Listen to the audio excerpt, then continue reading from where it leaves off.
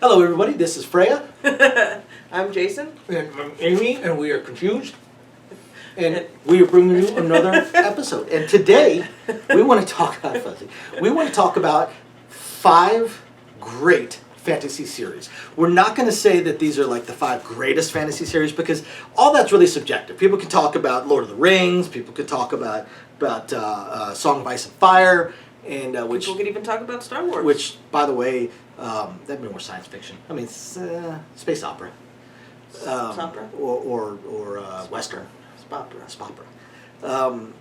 And as an aside, by the way, I actually think Song of Ice and Fire, well, I've read them all. I don't think it would even be in my top 50 fantasy series.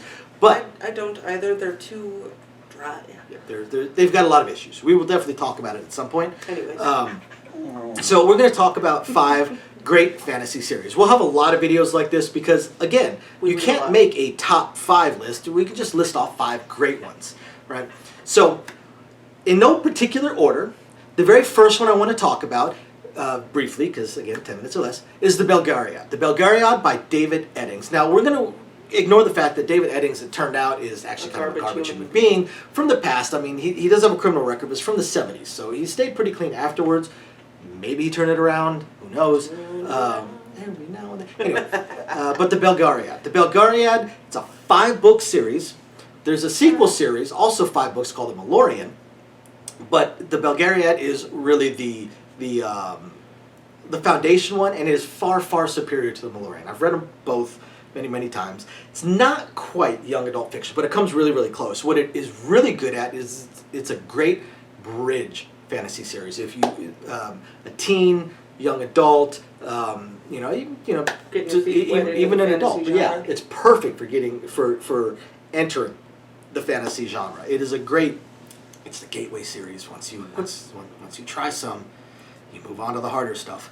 But yeah, it's absolutely fantastic, and it's probably eventually going to go down as one of the classic fantasy series. Number 4, Dragonlance. The original Dragonlance series. Also, kind of a gateway or bridge series. Margaret Weiss and Tracy Hickman's series, the original Dragonlance Chronicles. The core 4? The core 3. The core 3. Some people the think fourth, there's yeah. 4, but, I mean, there is 4. That 4th was written way after the original 3 were written, published, and caught on. I just think about them as a foursome because they're all seasons. Well, and because the 4th one, all 4 came out, I think, before you were born. Or the 4th was shortly thereafter, whereas the first 3 were back to back to back because it was a trilogy. It has a very finite beginning, middle, and end. Everything does end. And all questions are answered, all plot threads are tied off, some are even snipped.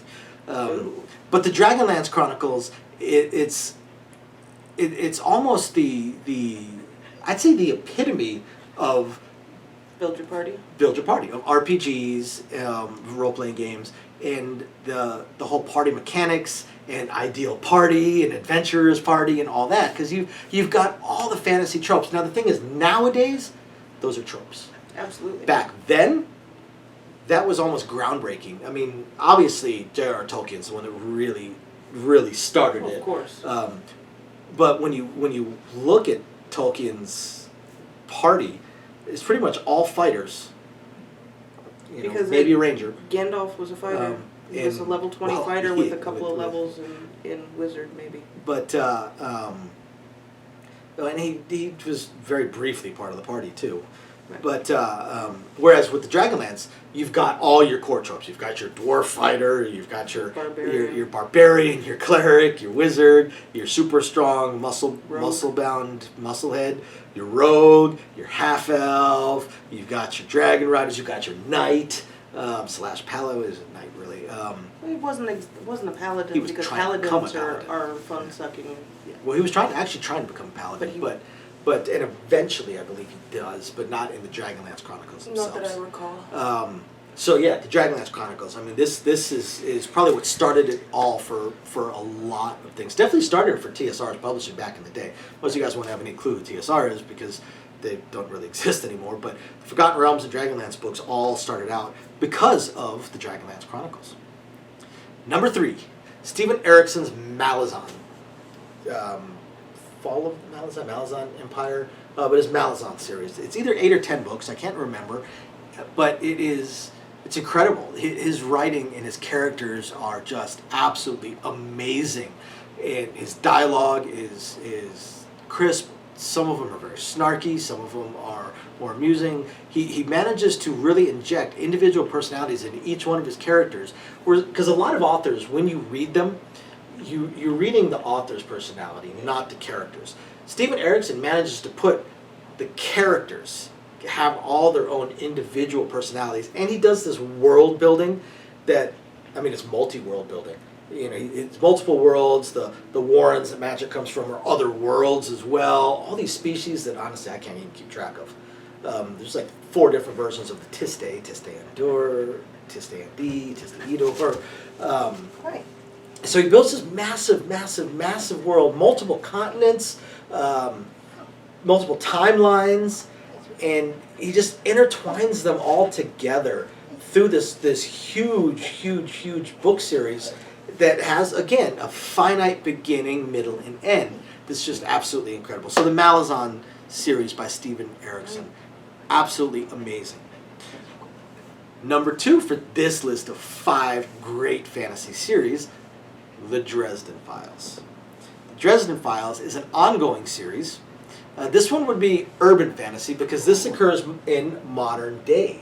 So you'll definitely come across machine guns and cops and body armor and helicopters. I don't think a tank has shown up yet, but not that I know. But possibly eventually, because he plans on, I believe, 12 or 13 more books. He does have an idea for an ending. He doesn't want to just leave it open-ended like some authors, like Robert B. Parker, for instance. So he actually does have an idea for an ending, but he's still got so many more stories to tell. And in the Dresden Files, Harry Dresden really does seem to like level up throughout the books. He gains more power, gains more abilities, gains more problems. Gains more buddies. A lot more problems. Gains more friends, gains more companions, loses companions, companions turn into enemies, enemies turn into friends.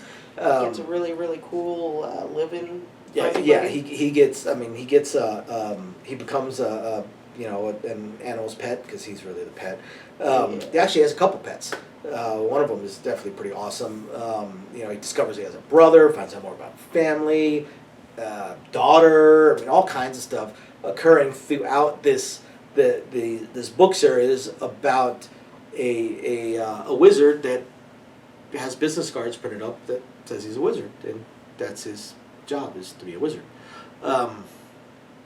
So yeah, the Dresden Files. I mean, they actually made a TV show on it. Really cheesy. It only made a 1 season because the special effects were approximately the level that I could do in the garage. Terrible. Without a computer.